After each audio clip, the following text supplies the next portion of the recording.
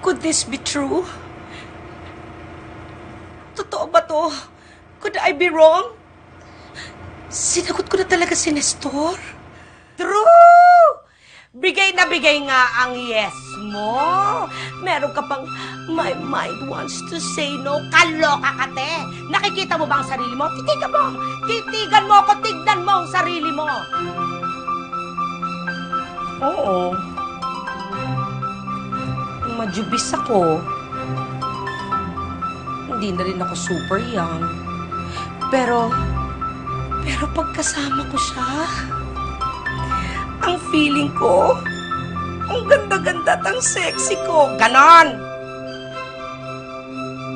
Bakit? Porque binigyan ka ng stuffed toy, suming 16? Hoy, babae, ang bubi-bubita mo. Ang dali-dali mong utuin. Nako, sinasabi ko sa'yo ha, pampalipas oras ka lang. Ang mga lalaking katulad ni Nestor, hindi mature at hindi pa kaya magseryoso. So anong pakay niya sa akin? My body. My round body. Mahal niya ako, no?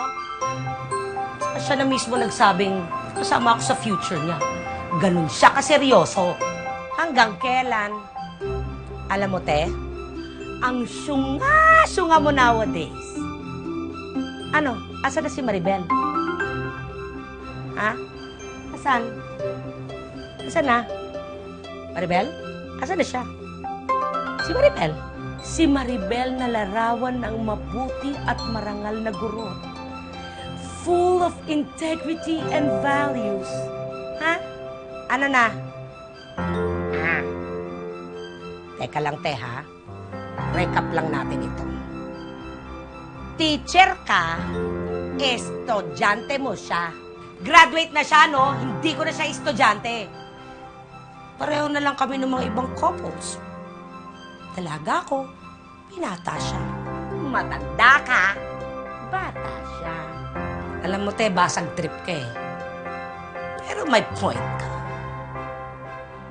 Basta, hindi ko na lang iisipin kung kailan mangyayari yon. Hindi ko bibilangin ng mga araw. Kung kami.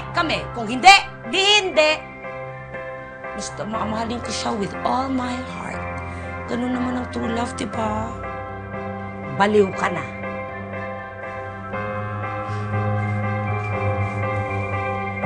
Oo na, baliw na kung baliw. Basta mahal kita, Nestor.